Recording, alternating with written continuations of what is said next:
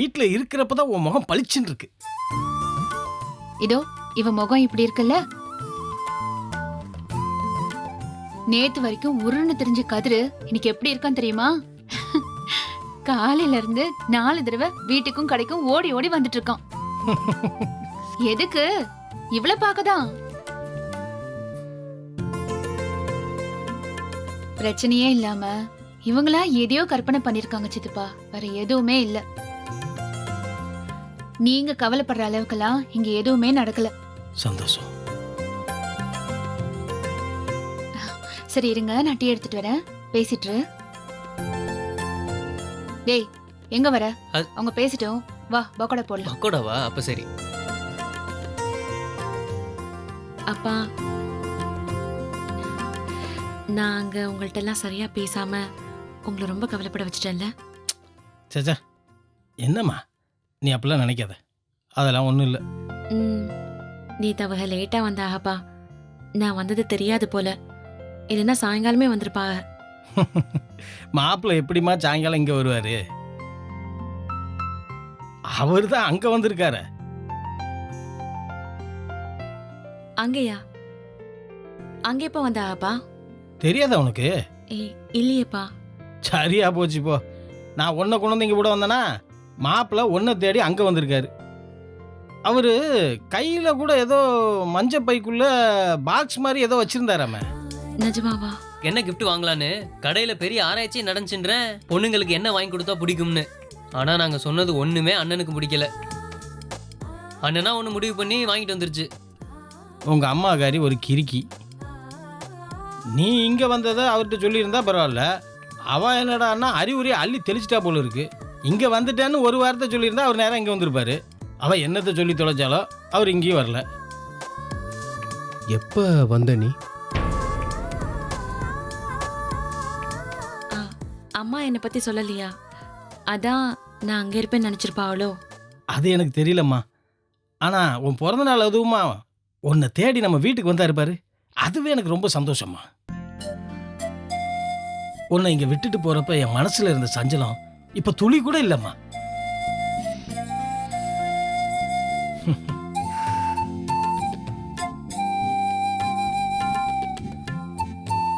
அம்மாடே, அப்படியே உங்க அம்மாவுக்கு ஒரு போனை போட்டு சொல்லிடு, அவ தான் ரொம்ப கவலைப்பட்டுட்டு இருந்தா.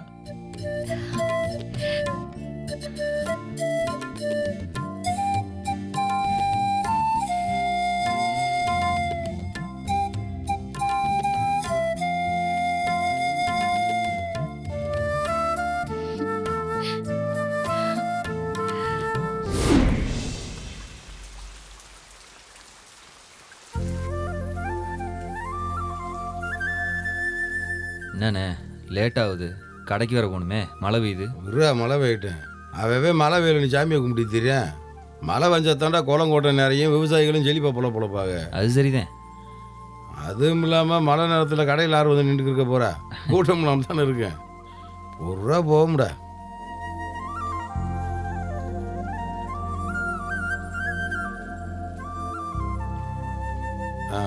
ஏய் ஜீவா, பணத்தை பத்திரமா வச்சிருக்கியாடா?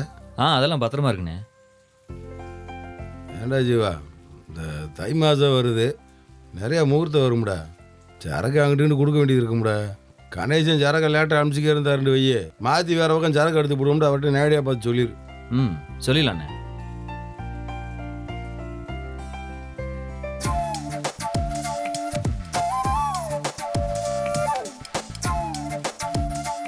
அண்ணே அங்கே பாருங்க.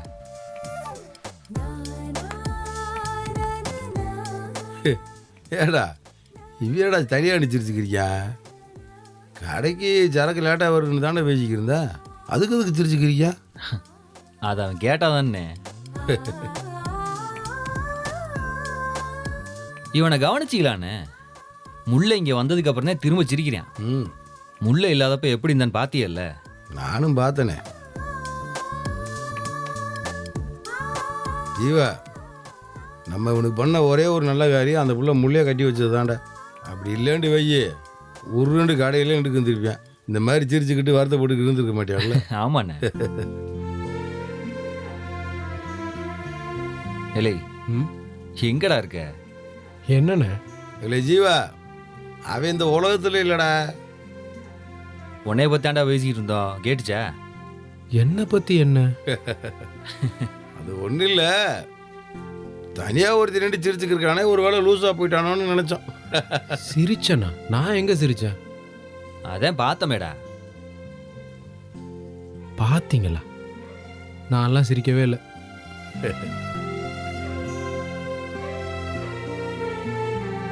ஏன்டா எதிரே அந்த பிள்ளைகிட்ட பேசினே இல்லையா? யாருக்கிட்ட?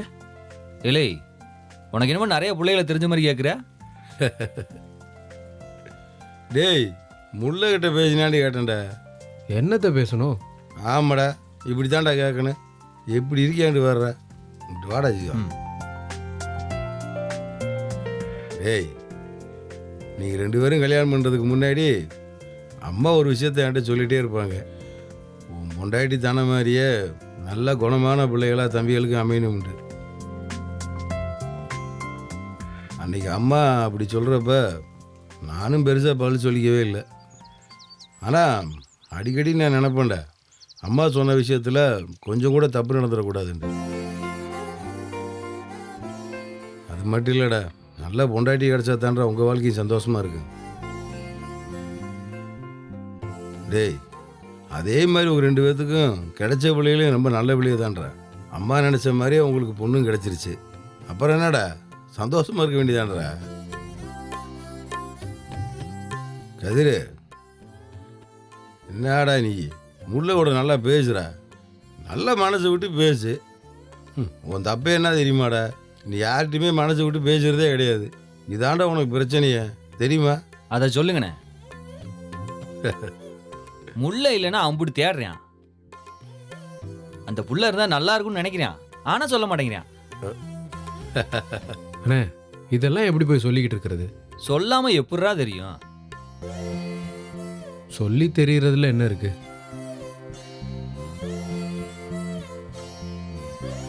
ஏலே, பொண்ணுங்களுக்கு எல்லாமே சொல்லிக்கிட்டே இருக்கணும்டா. மீனாவை எடுத்துக்கீங்க, காலையில் ஒரு புது புடவை கட்டியிருக்கான்னு வச்சுக்கீங்க, காலையிலேருந்து சாயந்தரம் வரைக்கும் அது நல்லா இருக்குன்னு நான் சொல்லிக்கிட்டே இருக்கணும்டா. அவளை எனக்கு பிடிச்சிருக்கான்னு அவளுக்கு 10 தடவை டவுட் வரும். ரொம்ப பிடிச்சிருக்குன்னு சொல்லிக்கிட்டே இருக்கணும். இல்லைன்னு வச்சுக்கேன், சண்டையை போட்டுருவா.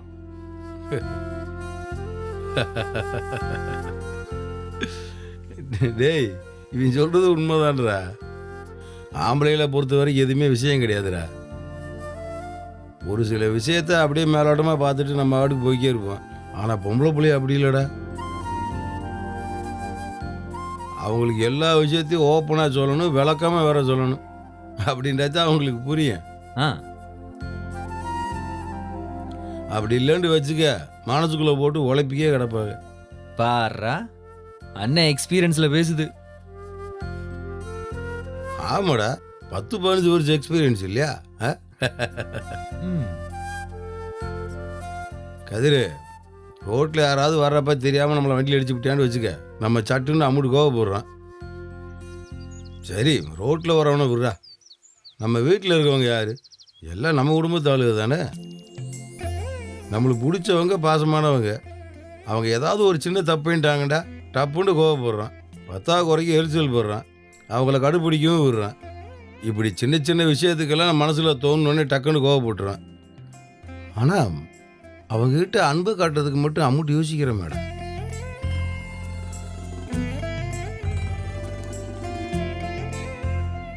ஆமா இல்லண்ணே? டேய், ஆமாதான்டா. நம்ம என்றைக்குமே ஒருத்தர்கிட்ட அன்பை காட்டுறதுக்கும் அவங்கள பிடிச்சிருக்குன்னு சொல்கிறதுக்கும் 500 தடவை யோசிக்கிறேன். ஆனால் திட்டுறதுக்கும் கோவப்படுறதுக்கு மட்டும் நம்ம யோசிக்கிறதே கிடையாதுடா. பட்டுன்னு கோவச்சு விட்டுறான். கரெக்டுண்ணே. டேய் கதிரு, ஒருத்தவங்க நம்மளுக்கு பிடிச்சி போச்சுன்னு வச்சுக்க, நம்மளுக்கு பிடிச்சவங்க நல்ல விஷயம் செஞ்சாங்கடா, மனசார பாராட்டணும்டா. ஒருத்தர் மேலே அன்பாக இருக்கேன்னு போகிற போக்கில் சொல்லிட்டு போயிட்டே இருக்கணும்டா. அது ஒருவேளை உங்களுக்கு பிடிக்கலன்னா? யாருக்கு? முல்லைக்கா? இல்லைண்ணே, அது பொதுவாக சொன்னேன். நீ வேற ஏன்னு? ஆ, ஏண்டா, ஒருத்தவங்களை பார்த்து கோவப்படுறப்ப அவங்கள பார்த்து பிடிச்சிருக்காண்டு கேட்டால் கோவப்படுறான். அதே மாதிரி திட்டுறப்ப அவங்ககிட்ட பெர்மிஷன் வாங்கிட்ட திட்டுறேன் இல்லை இல்லை. அதே மாதிரி அன்பையும் போகிற போக்கில் அப்படியே சொல்லிட்டு போயிட்டே இருக்கணும்டா. ஆனால் நீங்கள் எதுவும் அன்னிக்கிட்ட அப்படி சொல்லிட்டு இருக்க மாதிரி தெரியலையே என்ன? இல்லை ஒருவேளை நீங்கள் சொல்கிறது அன்னிக்கு புரியலையா? கதிர், உங்கள் அண்ணி தனத்துக்கு எனக்கும் சண்டை போடுறது, சிரிச்சது, சேர்ந்து இருக்கிறதுண்டு 15 வருஷ கதை இருக்குடா. இதெல்லாம் கல்யாணமான மாதத்துலேயே வந்துடலடா. கொஞ்சம் நாளாகி ஒருத்தருக்கு ஒருத்தர் புரிஞ்சுக்கிட்டு அந்யோன்யமாக பழகினதுக்கு அப்புறம் தான் இதெல்லாம் வந்துச்சு. டேய், இதெல்லாம் டக்குன்னு வந்துடாதடா, அதுக்கெல்லாம் டைம் எடுக்கும். முந்தியெல்லாம் அவங்க அண்ணிகிட்ட எந்த விஷயம் சொன்னாலும் புரிஞ்சுக்க மாட்டேன். எல்லா விஷயத்தையும் எடுத்து சொல்லி புரிய வச்சதுக்கப்புறம் இப்போ பார்க்குறீங்கள, இப்போ நான் எதையுமே சொல்லாமலே டக்குன்னு புரிஞ்சுக்கிறாருல்ல. நீங்களும் அண்ணியும் அட்டகாசமான ஜோடினே. வீட்டுக்குள்ள நாங்க உங்களை ஆச்சரியமா தான் பாக்குறோம். ஆமாடா ஜீவா. இல்லை, குடும்பத்தில் எல்லாரும் சேர்ந்து பார்க்குறப்ப இருக்கிற அண்ணன் அண்ணியே வேறடா. இப்போ கூட எதிரே உங்கள் அண்ணி தானத்துக்கிட்ட என்ன தெரியுமா சொல்லிக்கிறீங்க? நல்லா இருக்கா தானே, குணமான புள்ள நீ, அழகான புள்ள நீ இல்லாட்டி இந்த வீடாக இருக்காதுன்ட்டு சொல்லித்தான்றா இருக்கேன்.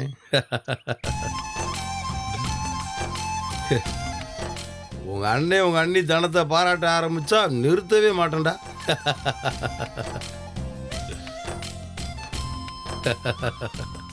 ஆனால் அண்ணே, அதெல்லாம் உண்மை தானே? உண்மைதான்டா கதிர். ஆனால் அவங்கள பற்றி நம்ம மனசில் என்ன நினச்சி வச்சுருக்கோம்ன்ற விஷயத்த வெளிப்படையாக சொல்லணும்னு எதிர்பார்ப்பாங்கடா. அதைத்தான்றா அண்ணன் டெய்லி சொல்லிக்கிறீங்க. ஏடா ஜீவா நான் சொல்கிறது? சரிதான்.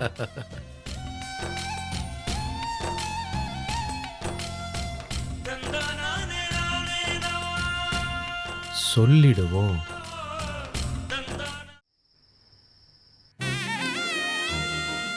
போதுமா? போதும்.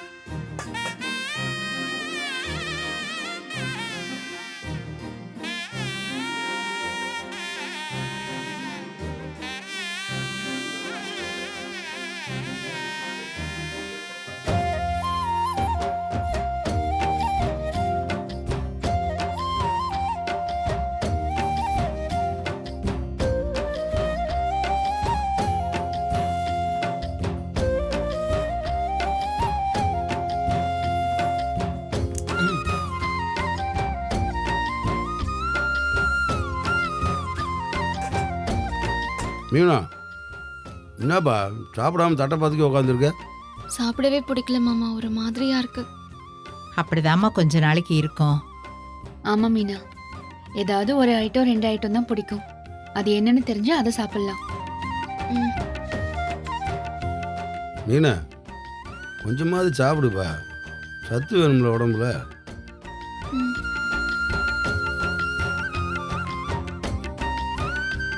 சாப்பிடு மீனா.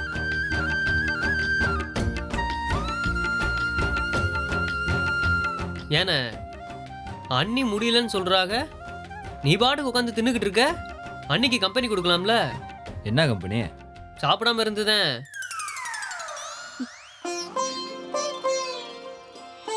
ஏலே, இவளுக்கு தெரியாது, நீ நல்லா எடுத்துக்குறா. அதுக்கப்புறம் இவ்வளோ மாதிரியே என்ன வாந்தி எடுக்க சொல்லுவா. ஆமா, குழந்தை பிறக்க போற எல்லாருக்குமே வாந்தி வருமா? டேய், டவுட் எல்லாம் அப்புறம் கேட்கலாம், நீ முதல்ல சாப்பிடு. சாரி சாப்பிடும் போது வாந்தி கிந்தின்னு பேசி எல்லாருக்கும் வாந்தி வர மாதிரி பேசிட்டு இருக்கேன். சாரி. டேய், முதல்ல சாப்பிடுறா. அக்கா, அப்பளம் வைங்க. அப்பளம் வைக்கவா மாமா? போதும். ஆமா, எல்லாருக்கும் இப்படிதான் இருக்கும்ல? ஆமாண்டா. ஏமா, நீங்களும் 4 தடவை இப்படிதான் இருந்திருப்பீங்கல்ல? உங்க 3 பேருக்கு கூட ரொம்ப பெருசா இல்ல. கண்ணனுக்கு தான் உயிர் போயிடுச்சு. நிறைய வாந்தி இருந்தா பொம்பளை புள்ளன்னு சொல்லுவாங்க. நான் 4ஆவதா பொம்பளை புள்ள பிறக்கட்டும்னு நினைச்சேன். இவன் வந்து பிறந்துட்டான். எனக்கு அதெல்லாம் நல்லா ஞாபகம் இருக்குமா? ஏன் ஞாபகம் இருக்காது? நான் பிறக்கும் போது உங்களுக்கு 18 வயசு. அவ்வளோ கேப்பா? ஆமா, மாமாவுக்கும் ஜீவாவுக்குமே 13 வருஷம் கேப் இருக்கே. ஏன் மம்மி, அண்ணனுக்கு கல்யாண வயசுல நான் பிறந்திருக்கனே.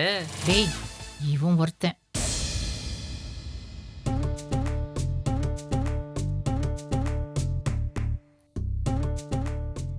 என்னடா என்ன கேக்குறதுன்னே தெரியாம கேக்குறது. சாப்பிட்றா பேசாம. யாரி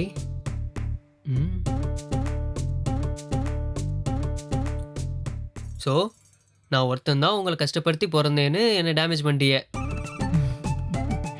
அதனால சார் ரோஷன் வந்து சாப்பிடாம இருக்க போறீங்களா? யாரு இவனா? இவனா சாப்பிடாம போறவன்?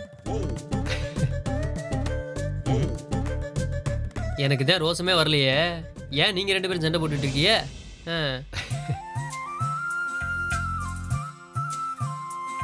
சாப்பிட்றா டேய்.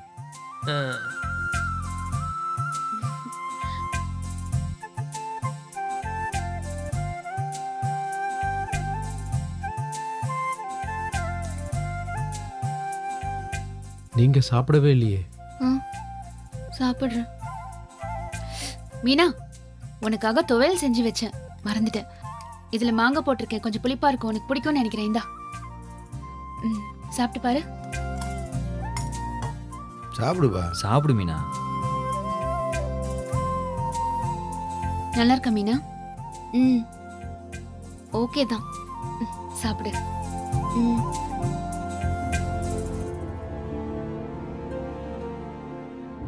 ஆனா அண்ணி, ம்? அம்மா வாந்தி எடுத்திருக்காங்க, மீனா அண்ணி வாந்தி எடுக்கிறாங்க. உங்களுக்கு தான் அந்த கஷ்டமே இல்லைல்ல?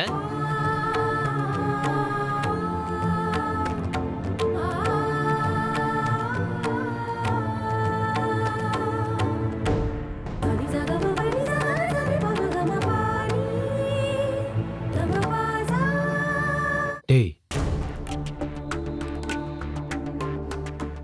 ஏன் எல்லாரும் என்ன இப்படி பாக்குறீங்க? உன்கிட்ட கேட்டாங்களா இப்போ? தனத்துக்கு இனிமே கூட குழந்தை பிறக்கும். அவ வாந்தி எடுப்பா. நீ ஏன்டா இப்படி பேசுற? ஐயோ, நான் அந்த அர்த்தத்துல சொல்லல. எல்லாரும் கஷ்டப்பட்டு தான் குழந்தை பெத்துப்பாங்க. எங்க அன்னைக்கு கஷ்டப்படாமே நாங்க 3 பசங்கன்னு சொல்ல வந்தேன்.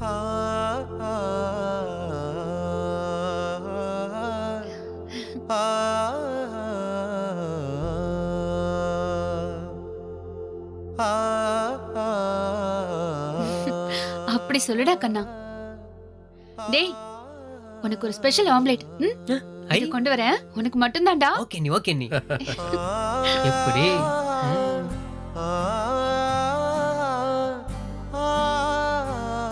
மாமா, சாம்பார் ஏதாவது வேணுங்களா?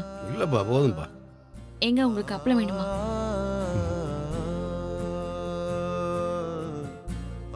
இங்க பாருடா, ம்? வாயை மூடிட்டு பேசாம சாப்பிடணும், இல்லைன்னா பிச்சிடுவேன். ஆம்லெட் தரலன்னு பொறாம உனக்கு?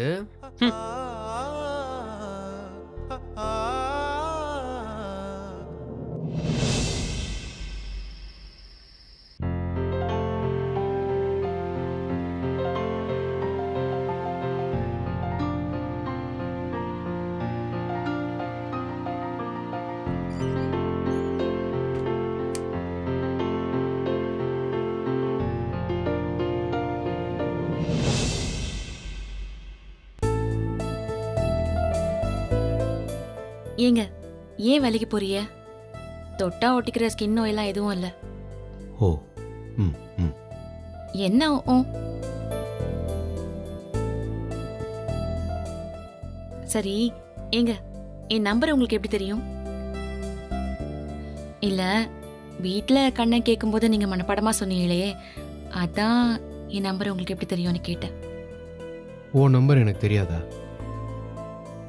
நீ இல்லாதப்ப முழு நேரமும் ஃபோனை தானே பார்த்துக்கிட்டு இருந்தேன். ஏங்க, கேட்கலங்க. ஓ நம்பர் தெரியும்னு சொன்னேன். ஓஹோ, தெரிஞ்சுட்டு தான் ஒரு ஃபோன் கூட பண்ணாம இருந்தீங்களாக்கும். யாரு? நானா? அது சரி. ஏங்க, ஃபோன் நம்பர் தெரிஞ்சா போதாதுங்க, ஃபோன் பண்ணவும் தெரியணும். ஃபோன் பண்ணா ஃபோனை வைக்க சொல்லுவீங்க. நான் எப்பங்க சொன்னேன்? ஒன்றும் இல்லை, விடு. நீங்க எல்லாம் உங்களுக்குள்ளேயே பேசிட்டீங்கன்னா எனக்கு என்ன தெரியுமா? நான் தான் ஒன்றும் இல்லைன்றல்ல, விடு. எதுக்கு அதெல்லாம் இப்போ?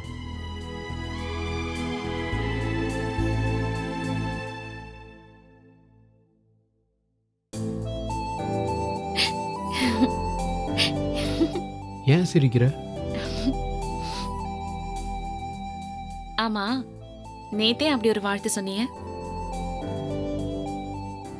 12 மணிக்குள்ள வாழ்த்தணும், அதுக்கு தானே சொன்னீங்க? நேத்து இங்க வீட்ல பிறந்த நாள் கொண்டாட போறாங்க, நீங்க வருவேன்லாம் எனக்கு எப்படி தெரியும்? தெரிஞ்சிருந்தா